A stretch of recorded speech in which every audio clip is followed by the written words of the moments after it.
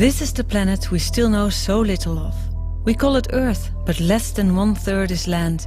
Over 2/3 is water. We use that water as a dumping site for our waste, and as if it is an inexhaustible horn of plenty for humans. Our most important ecosystem is on the verge of collapse unless we act now.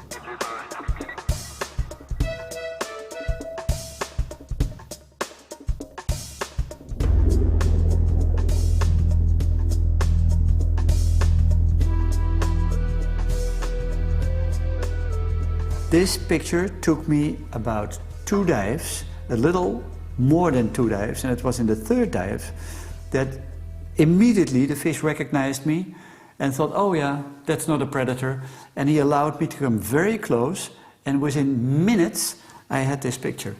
If you get a chance and picture the eye of a fish, yeah, that's fantastic. And this is funny because this is the anus of a starfish.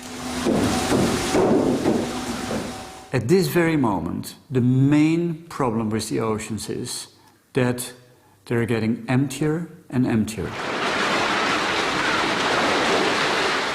If we don't do anything, then we face one of the biggest disasters in history of mankind.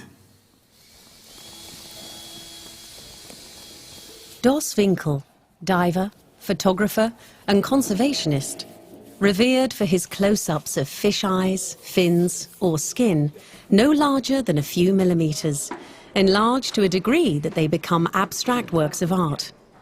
His maiden dive was in 1985 and heralded his addiction to the underwater world. Thousands of photographs and 25 years on, he is a passionate advocate for the preservation of healthy oceans.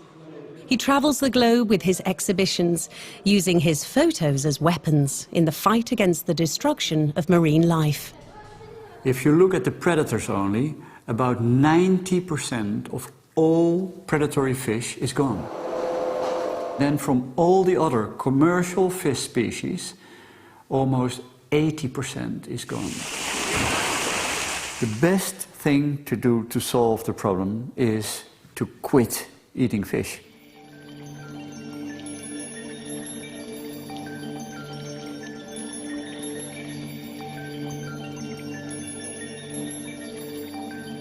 People who don't dive have no idea how beautiful the underwater world is. The biodiversity is so immense and you see the most amazing creatures.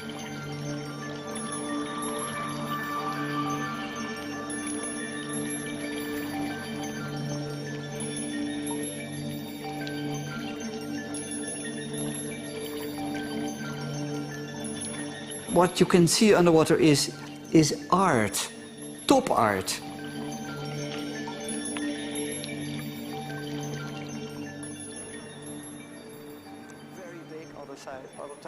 Everywhere Dos dives, he is faced with devastation. Taking a passive stance was not an option.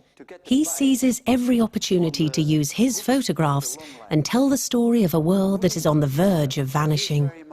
We're destroying the underwater ecosystems in a speed which is almost unthinkable.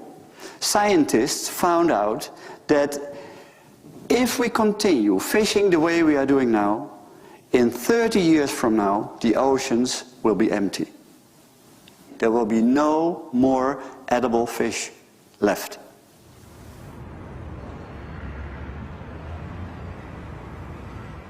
Is it conceivable that the oceans will be empty in 30 years? If so, we humans are responsible. 2 young marine biologists set out to do research for us, Marianne van Mierlo and Barbara van Genne. Well, I studied for 5 years and now I can call myself a Master of Science in marine biology. But I never knew that the problems in the oceans were this serious. If this is all true, it's really, really shocking, and I'm really eager to find out more about this. In this film, we sum up the facts. Why our seas and oceans are in great danger.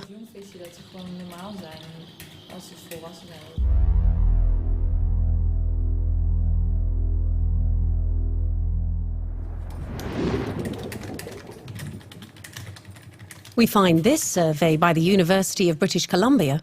Fish stocks in the North Atlantic Ocean in 1900. Megatons of fish in the sea. The next image is 100 years later. Nearly everything is gone. Maar ik vind het ook wel schokkend dat hier gewoon echt bijna niks meer is. Terwijl hier heel veel...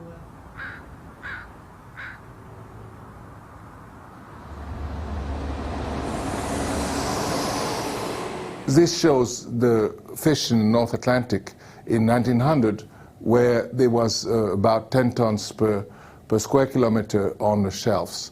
And next, the same in 2000, when we had essentially reduced all the fish to 1/10 or less of the biomass. So we went from this to that in 100 years. Professor Daniel Pauly has been publishing about the effects of global overfishing for years. We have a situation where we are already starting many decades we're losing fish population at an increasing rate. Pauly is one of the most renowned researchers concerning the state of the oceans. For his work, he has received honorary doctorates from universities in Greece, Belgium, Canada, Portugal, and the Netherlands. The process of destruction of the ocean has long begun.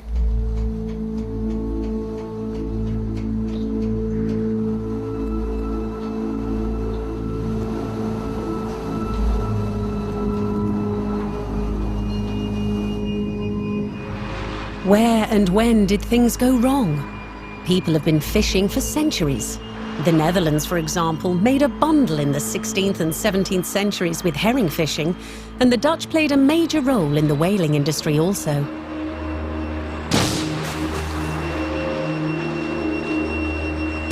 Only when a whaling quota was set in 1946 did this form of hunting end for the Netherlands. It marked the first international commitment restricting the catch of a sea animal.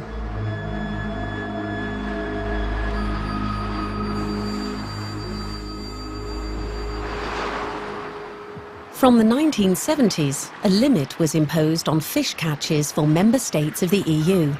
It became apparent that the sea was not an inexhaustible source of bounty.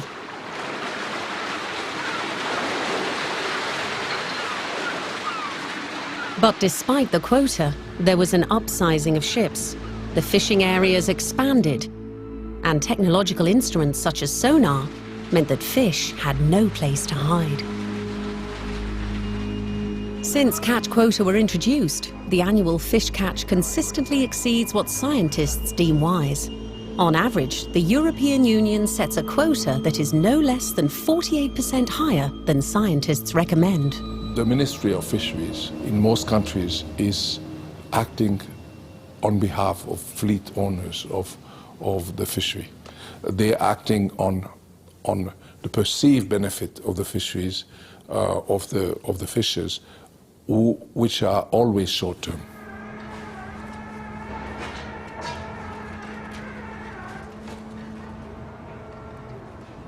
Since the 1950s, global fish catches have quadrupled. We take almost 100 million tons of fish from the sea every year. Most fisheries in the world continue only because we subsidize them. In other words, we give them money to go catch fish. Subsidizing a fishery means to encourage the fishers to go after fish that are so rare that it's not worth fishing them economically. The moment we decide to subsidize fisheries, we encourage destruction.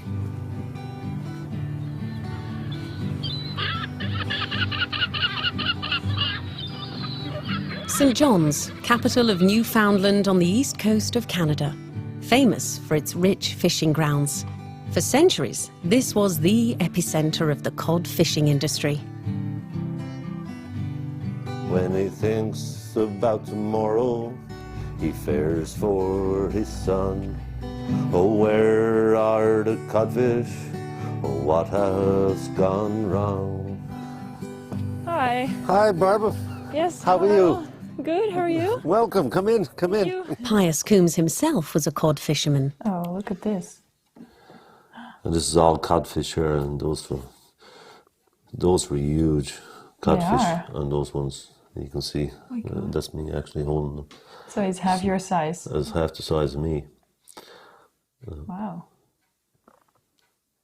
This is And also cod? This is also codfish, yeah. And we're probably looking at 20,000 pound or 10,000 kilogram in this one. It's huge. Oh, where are the codfish? Oh, what has gone wrong? Pius grew up in the small village of Portugal Cove, one of hundreds of similar villages along the Newfoundland coast. There was big families here. Yeah. Even this house here, as my uncle, they had 16 children. Wow. So there was quite a few children growing up at the same time. And in the summertime, you spend your time on the wharf, very curious, watching the fishermen come in and landing their catches. So you grew up grew right up at the looking harbor? at the water, watching the fishermen come in and waiting for the day you'd be old enough to go out and fish with them. Fish yourself. Yeah. And how old were you when you went fishing for the first time? 13-year-old when I first started going out in the boat with father and hauling the cod traps. This is Barbara. Glad to meet you, Barbara. Nice to meet you. 3 months the fishing season used to last for Pius and his father. Only during the summer months, when the cod came too close to shore, would they set cod traps, as they had done for generations. You come in here anymore with your boat, you shove her under this. Then there was ropes there to haul up the foot, They'll haul up the bottom to haul up the back. and lift it up. With the trap skiff, the traditional Newfoundland fishing boat, the cod traps would be emptied in the morning, a small-scale fishing method that provided a fine source of income for thousands of people. It was really a good living years ago, fishing. Well, there was nothing else, sure, and running. Only fishing. 40, 50 years ago, Yo, if you said Like I there was said, never going to be any more codfish here, people would have laughed. a laugh. Said, no way, it's impossible. For centuries, cod fishing took place in Newfoundland. It seemed to be limitless. But in the late 60s, the big boys from Europe arrived. They used heavy equipment to hunt down cod. 24 hours a day, 365 days a year. And the Canadians themselves also built a trawler fleet. In 10 days on a trawler, we could catch more than we did all year from a trap fish. And I mean, we were one trawler. There was hundreds of trawlers out there doing the same thing and continuously for 12 months of the year. It was massive, the amount of fish that was coming out of the water. Did it seem like a good thing to you back then? At first I thought, wow, this is really great, this is good money, and but as the years went on, we could see this, you know, there's so many boats there and there's hundreds of boats out there doing the same thing. And then I started thinking, you know, how can the fish sustain? Yeah.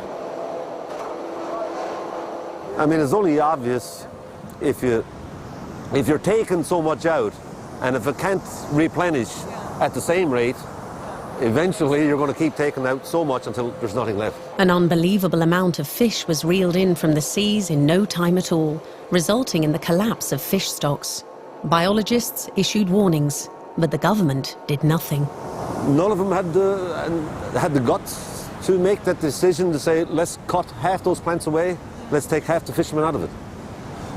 They said that would be the end of the communities, the rural communities that fully depended on the fishery. But Failing to do that, they waited until everything is gone. Yeah. In 1992, here in Newfoundland, the cod stocks had been depleted to such a point that they announced a moratorium, which completely closed the cod fishery here in the island. Put close to 40,000 people out of work. It was probably the biggest mass layoff in Canadian history.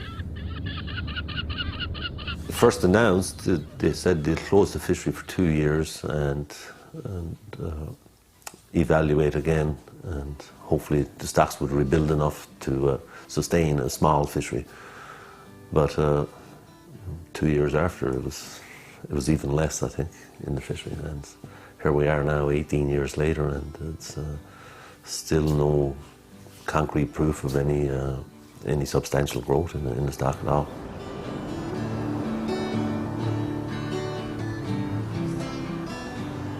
When he thinks about tomorrow, he fares for his son.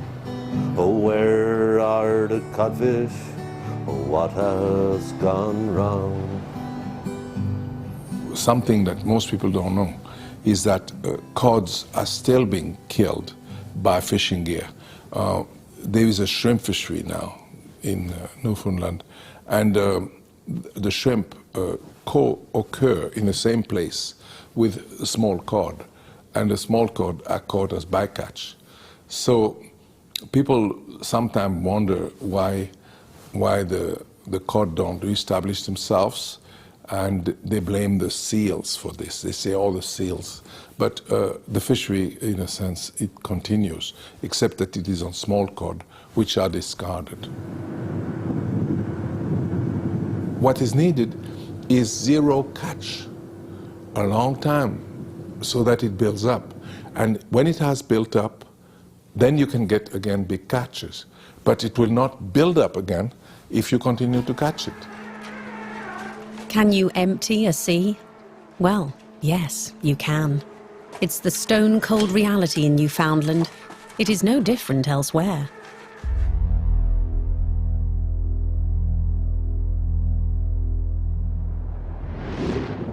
From the 50s and 60s, fishing began to take place on a huge scale. Bottom trawlers with enormous nets besieged the oceans. Nets with steel chains scrape the ocean beds. An efficient way to catch vast amounts in a short period of time. The fact that this was destroying a valuable ecosystem escaped everyone's attention. I was taught when I was in the university that this doesn't matter because the fish don't need the bottom. But actually it's not true. The young fish need to be in habitat that's structured like reefs, because they minimize the energy expenditures if they can hide where the current is not strong. When trawling happens, it essentially laminates, it flattens up everything. It destroys the structures that the animals have built. And so the recruitment goes down, the production of young fish goes down. And so the stock goes down and cannot be reestablished, because to build this structure, it's like a forest underwater. It takes hundreds of years.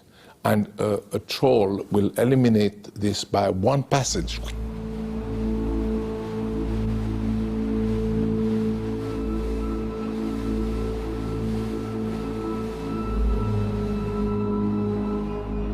Trawling is as if you were fishing with, you were catching rabbits with a bulldozer in a garden. You know, there is a garden, and you have to catch some animals or some plants, and you bulldoze everything.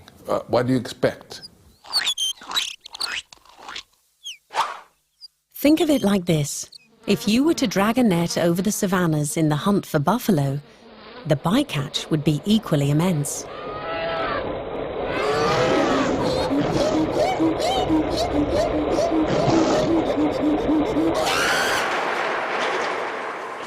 Even sustainable fishing does not always prove to be a good alternative. Fisheries with a sustainable label take the spawning seasons of fish into consideration, so they do not hunt fish all year round. But even trawler fisheries can obtain sustainability certificates these days. If you certify a trawl fishery, which is, it's almost a contradiction in term. A trawl fishery modifies the habitat it is in. It cannot be sustainable. Professor Pauly was enthusiastic about the MSC label initiative when it was first founded, but has lost confidence in sustainable fishing since then. I believe now that the MSC is a certification for good practices, not relatively good practices, not sustainability.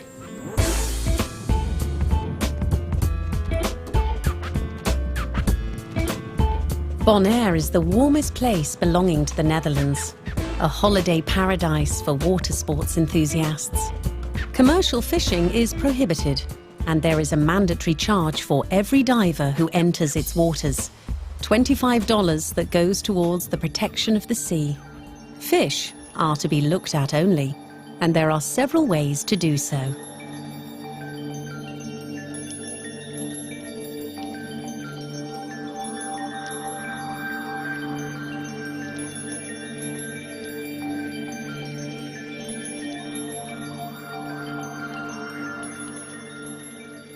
They use worldwide the Bonaire model, how to establish a marine park. It's the best protected area in the world. On land, about 10 to 15% of the land is forested or protected in parks. In the water is less than 1%.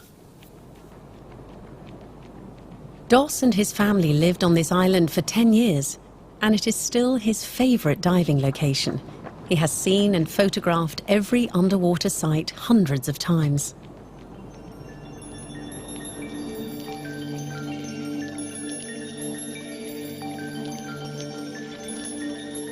Here you see the big stuff, you see sharks sometimes. Almost every dive you see these wonderful eagle rays, you see big stingrays, you see turtles. Every dive is almost guaranteed, and big schools of fish. Fantastic. It is an almost perfect coral reef.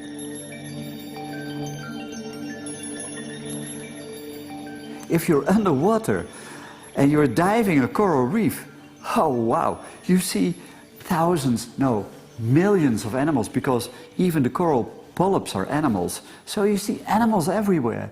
And to be weightless and in between all these fantastically colored and moving animals is a delight.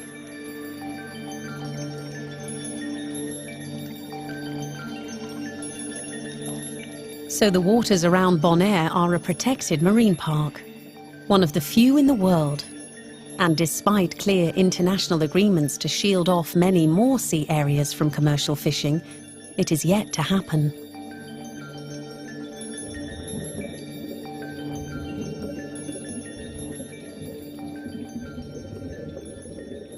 The ministers of the environment of basically all countries in the world have agreed on 20% by 2020.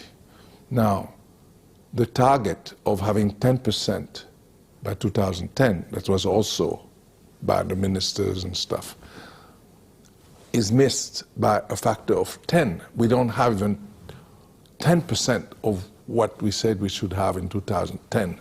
So we will miss also the 2020 target by an immense amount. There is a huge disconnect between what we said we need and we will do by the government and what we actually do. We have 7 species of sea turtles in the oceans, beautiful marine reptiles. 6 species are almost extinct because of fisheries, destructive types of fisheries, like longline fishing. We have 22 million kilometers of long lines in the oceans. And the line can be hundreds of kilometers, and the hooks will be thousands and thousands and thousands of hooks. And these hooks are baited, so they attract all kinds of animals: tuna, sharks, turtles, dolphins. And every hook gets a victim. A sea turtle, a shark, a tuna, a dolphin, and they die a terrible death. It takes them 12 to 24 hours of fighting before they die.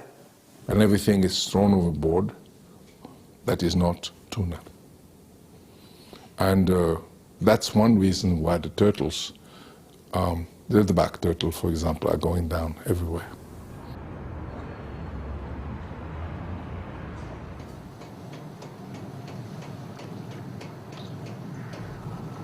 Bycatch in the fishing industry is a daily phenomenon. Most of all fish caught globally is caught using large, indiscriminate nets. And they drag up everything they come across.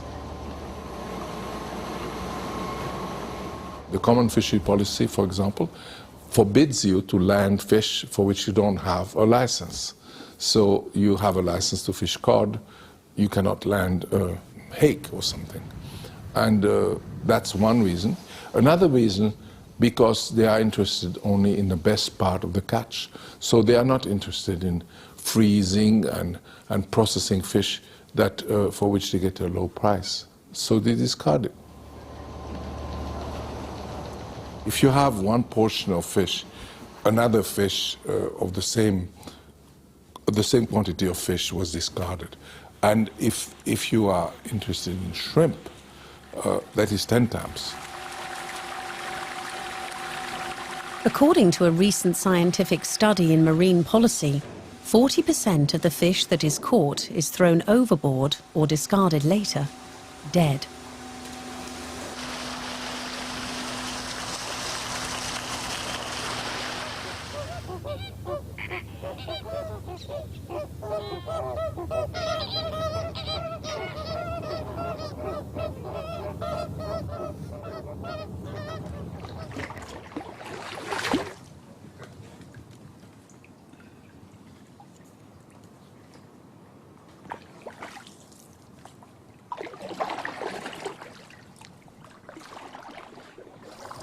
This is a very important mangrove area here in Bonaire. Mangroves are plants, and the roots continue underwater and are heavily overgrown with algae and weeds and oysters and sponges.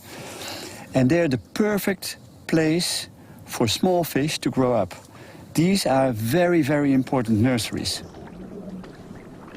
Bonaire is very well protected, but worldwide we have a big, big problem, because most of the mangrove areas are completely gone in the meantime.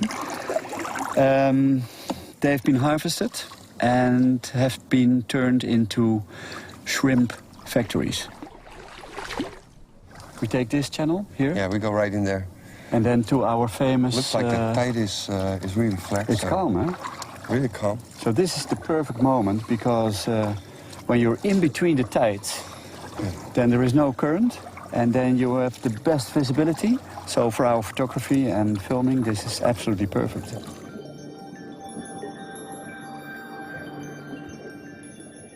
For me, it's a fairy tale forest. It's so beautiful, and especially because of the fact that you have all these light effects coming through the water, and you see the sun rays dancing on the fish. It's fantastic.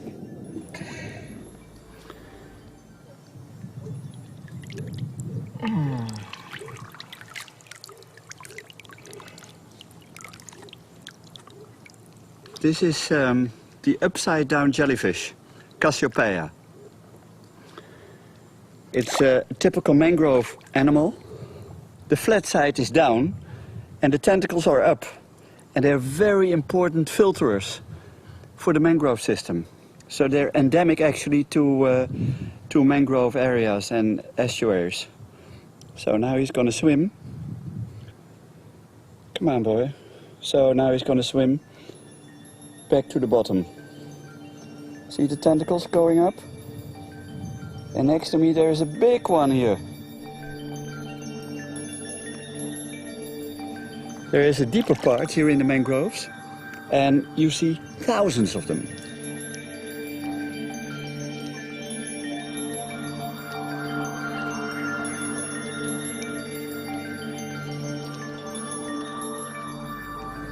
There's a juvenile barracuda here. It's only this big. One of the problems, even here on Bonaire, although it's extremely well protected, is the fact that we see less and less fish. And that's because of the fact that not far from here, the northern part of South America, that's where they ruin all the beautiful mangrove forests now. Worldwide, about 80 to 90% of all the mangrove forests worldwide are gone. We have the overfishing already. We have all the bycatch. So many animals die because of fishery industries. And then also taking away the nurseries is really a big shame.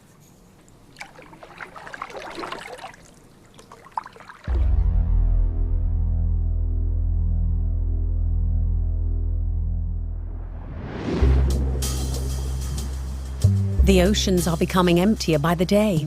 But at the same time, as consumers, we are told, eat more fish, because it's good for you. Is fish really all that healthy?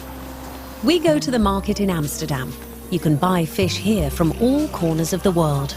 Hoe zwaar mogen ze ongeveer zijn? Half pond ongeveer. Oké, sta ik even af. Dank u wel. At a fishmonger's with an excellent reputation, we buy tuna and swordfish, both from the Indian Ocean.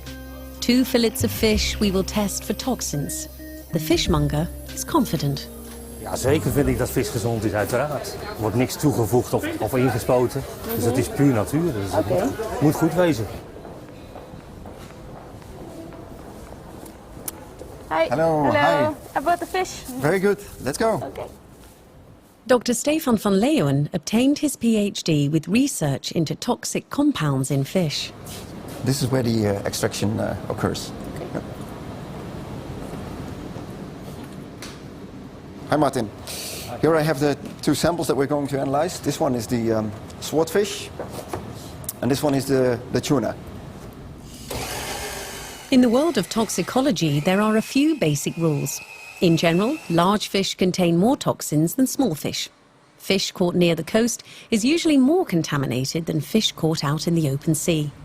Our newly purchased fish was caught in the relatively clean Indian Ocean. We have it analysed for mercury. At a very high exposure, it can be really lethal. People can die of that. But already at lower levels, you'll find subtle effects. For instance, the negative effects on the brain development of little children. In a few weeks, we will receive the analysis results.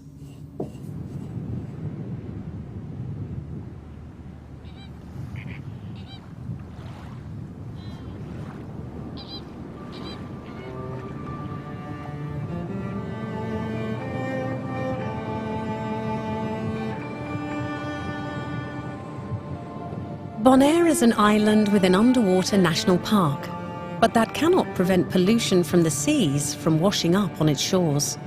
Every day the waves carry in vast amounts of waste, dumped somewhere in the sea. And what ends up in the sea often ends up in fish. There is so much poison in the fish. Dioxins, PCBs, flame retardants. We don't even know what the consequences are. See, it looked like stones, but in fact it isn't. It's very soft. It is just parts of mattresses, and the beach here is full of this. And fish eat it, because what happens in the ocean is you rub it, and all these parts are eaten by fish. They think it's plankton. And the fish is eaten by people. And it's highly toxic. Scientists found thousands of chemical substances in the oceans, contaminants. And it's not only the PCBs and the dioxins. Of course, that's a big, big problem. And the mercury, but it's also all these parts of plastic and other materials. You can clean the beach, and within a few months' time, you have the same amount, like thousands and thousands of plastic bottles. It makes me very angry. It makes me very angry. Very, very angry.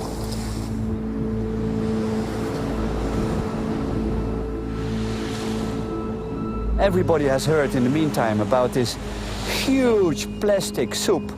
It's like a plastic island in the middle of the ocean. It's about as big as half the size of Europe.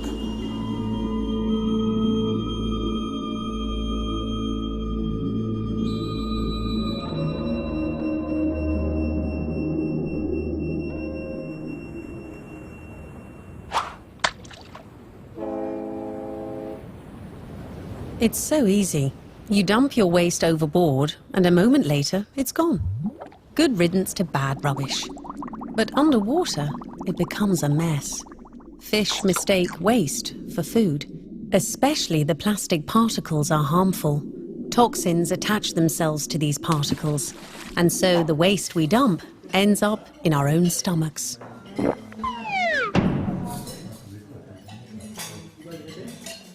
I don't eat eel, and not mussel, and not tuna fish. Why not? Because of the toxic compounds.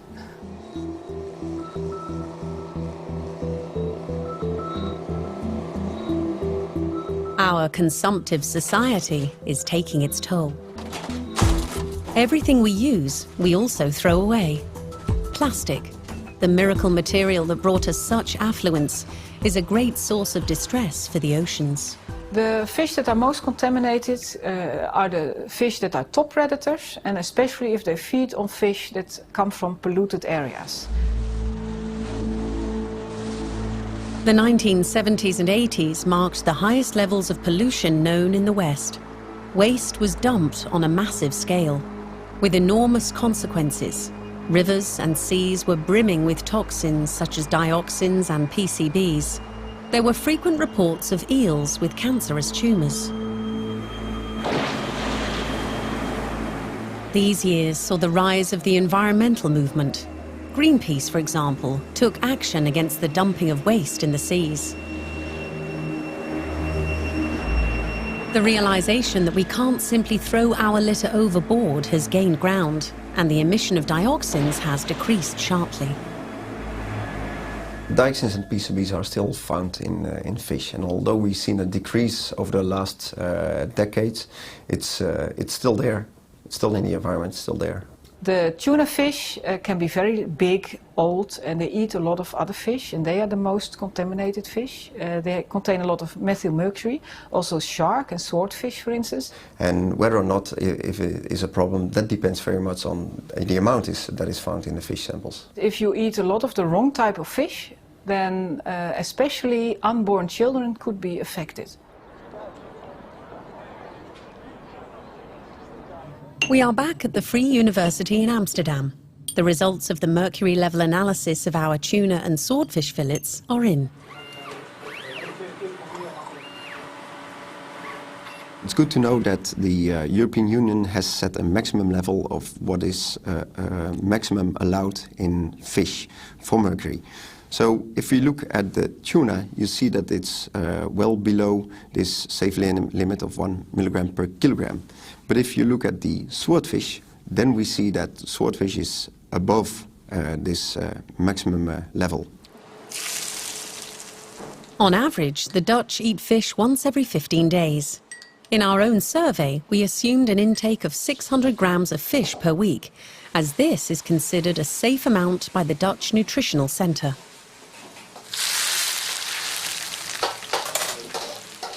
And the WHO has set a maximum limit to what is allowed to ingest in a week time, and that is set at 0.2 milligram. So if you look at the tuna, and if you consume 600 grams of tuna, we still stay below this safe limit. But if we look at the swordfish, it is approximately 4 to 5 times above this safe limit. Okay, so should pregnant women eat those fishes? Pregnant women should be very cautious with consuming, for instance, this swordfish sample. Certainly not every week 600 grams. Okay. So eating fish is like Russian roulette. That 100% natural is 100% healthy doesn't hold true by far for every fish.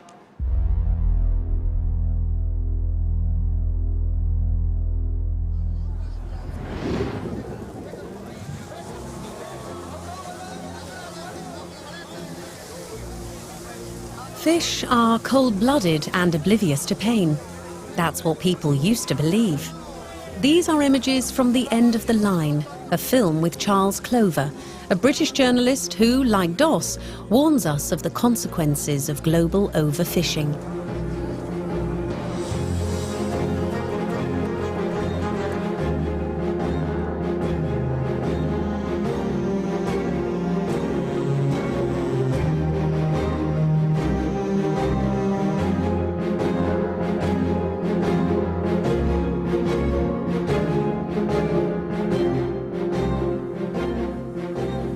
Can you imagine that a fish could do without consciousness? What if you do not know what's going on around you? Impossible.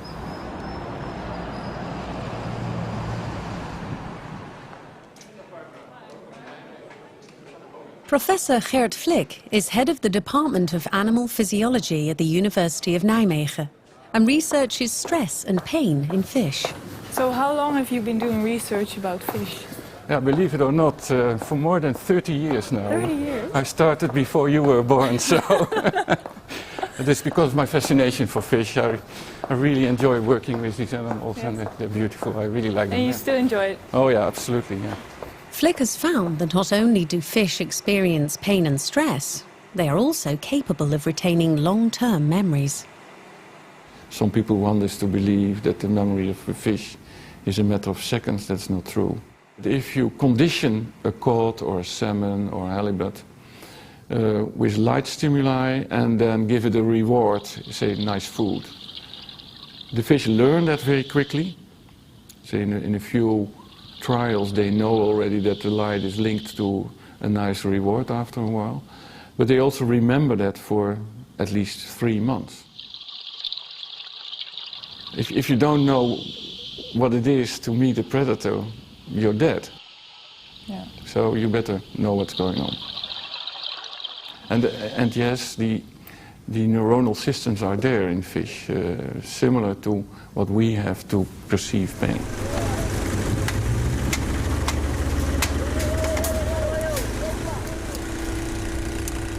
If you see fish, say, on deck move and try to escape and things like that, if you know what it means, if you see what the fish is trying to do, you should make up your mind.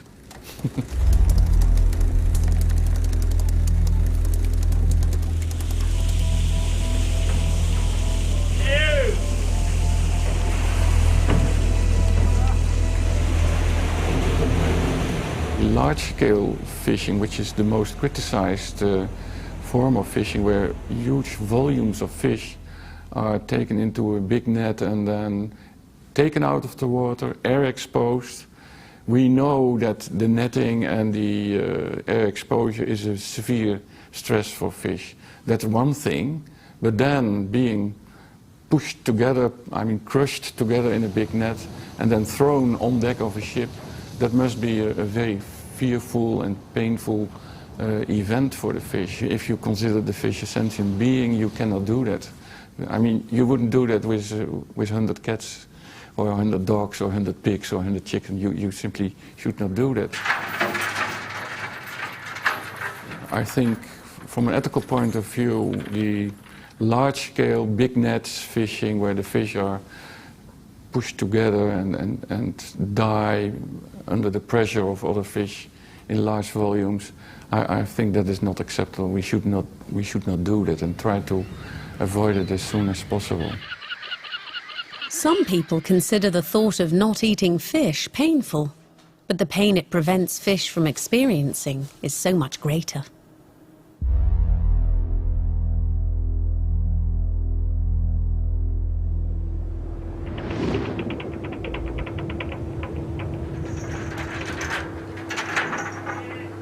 Globally, we catch 100 million tons of fish, the greater part of which is for human consumption. But 1/3 of the catch is ground into fish meal. About 1/3 of the fish caught in the world, about 30 million tons per year, are caught and turned into fish meal. This means that over 30 million tons of wild fish is caught in part to feed farmed fish. You need about 3 kilos of anchovies to produce 1 kilo of salmon. But ground fish is also on the menu for other animals. Pigs and Dutch pigs and chicken and so on. And this is a tremendous waste of good food, obviously. So fish are ground into meal, which is used in the rearing of livestock.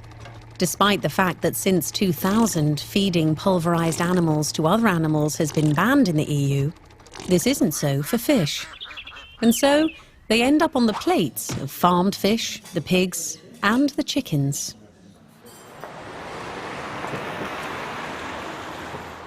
Fish are also used to make pills.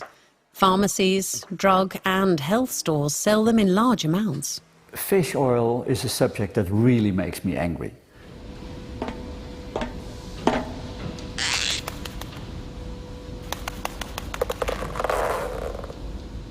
So the oil that we get from fish, we put in pills.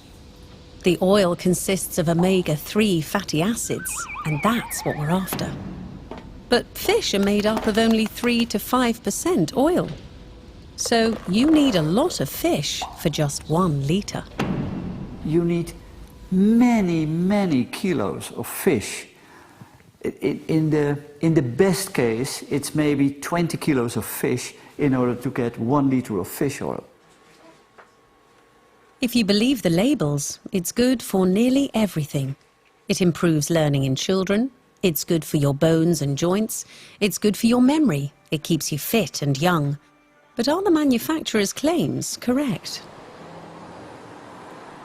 This one is especially for babies, and it says it helps the development of their brain and it's good for the nervous system. It's not necessary to take fish oil pills for that.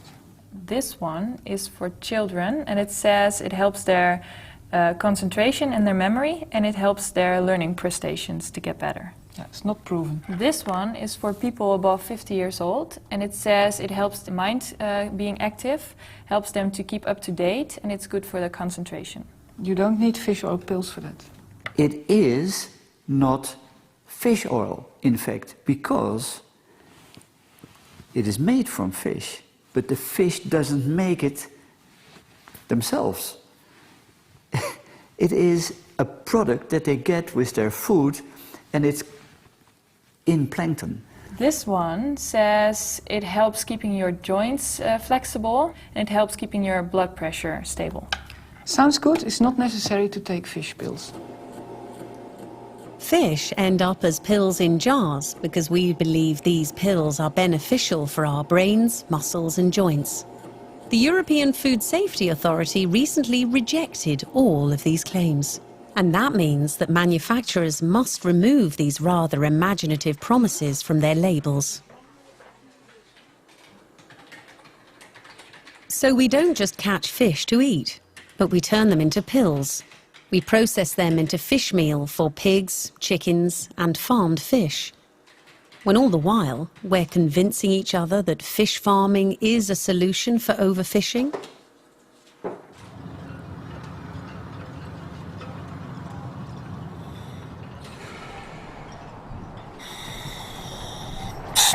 Even after more than 25 years of diving, the underwater world remains intriguing to Dos.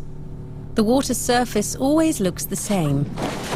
Yet once he submerges, the enchantment takes hold, and there are still unique moments.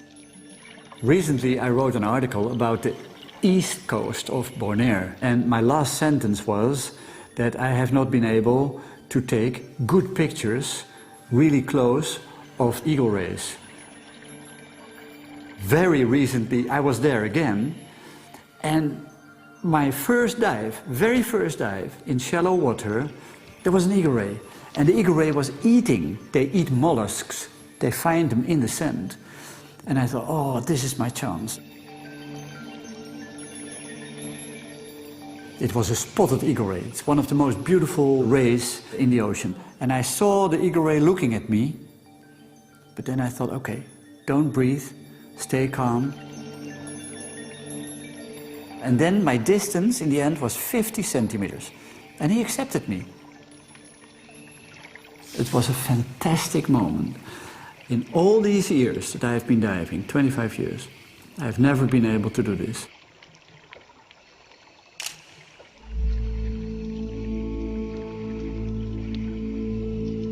Dos advocates the preservation of healthy oceans because he can see the destruction with his own eyes. It is not only overfishing and its aftermath that destroy the world underwater. Coral the world over is dying because of pollution and global warming. Yeah, when I dive here and I see all the dead corals overgrown with algae and bleached, of course, because of the high temperatures, it makes me feel very, very sad. And imagine that only a few years ago, this was a wonderful, wonderful coral reef with healthy corals. And nothing came up in my mind that it was possible to destroy them. This devastation is also man-made. Our excessive carbon dioxide emissions are causing an underwater disaster. The oceans are the main structures in this world that absorb carbon dioxide. And the oceans give back 70%, 70, of all the oxygen that we breathe. So we're completely dependent on the health of the oceans. And we're destroying them. It's so stupid.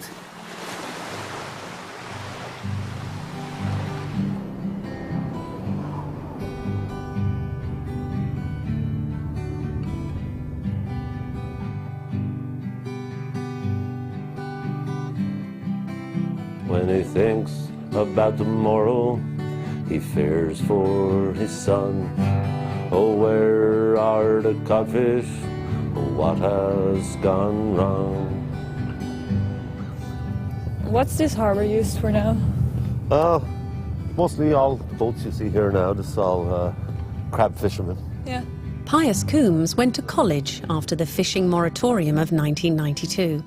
He now works for a large construction company. But many of his former colleagues kept fishing and have switched from cod to crab. Oh, where are the codfish? What have they done? This is what's used to catch the crab.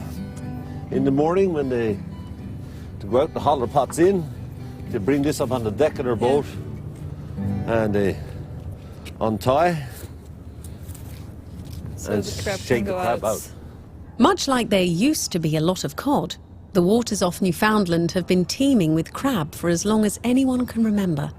But there seems to be a lot less of it lately. I think if they're not careful and if government don't manage the crab stocks and if they don't learn from history, it's bound to repeat. This is now the same thing with bluefin tuna.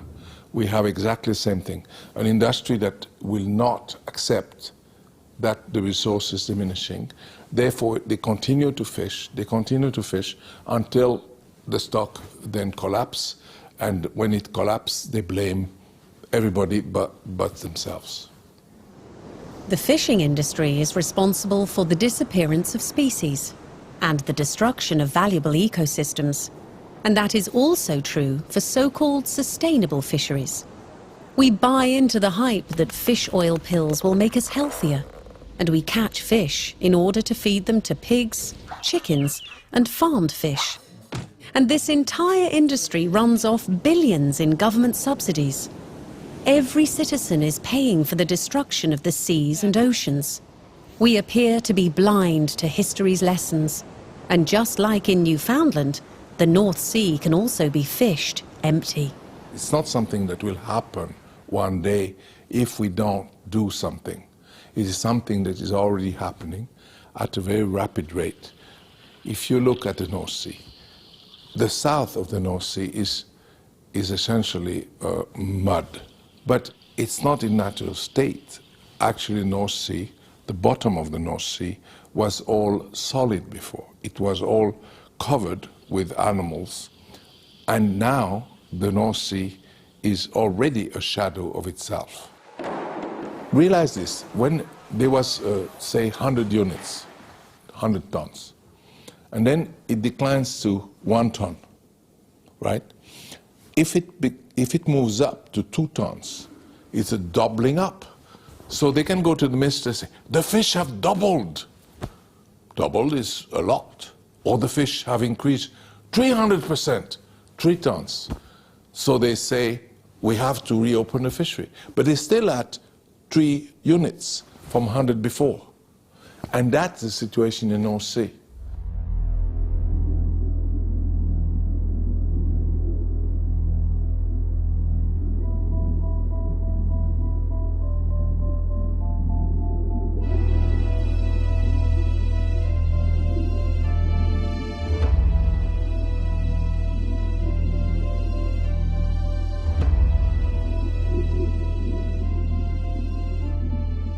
The nature that we live in. This is the only thing that we have that maintains us on the earth. And if we squander that, if we lose that, our survival on the planet is not guaranteed. Ladies and gentlemen, what shall we do? Is there a solution? Yes, there is. We just have to stop fishing, and we have to stop eating fish. Remember, your fork is your most powerful weapon. And this is the only way, at least that's the way I look at it, that my grandchildren, they're now 6 and 8 years old, that they can enjoy the underwater world as much as I do now.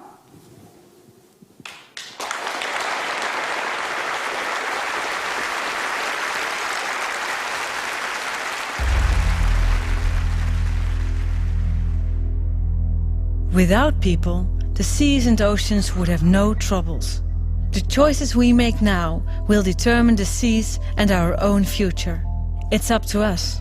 At stores, restaurants, in our kitchens, in the voting booth, our forks are mighty weapons. Use it for a sustainable future.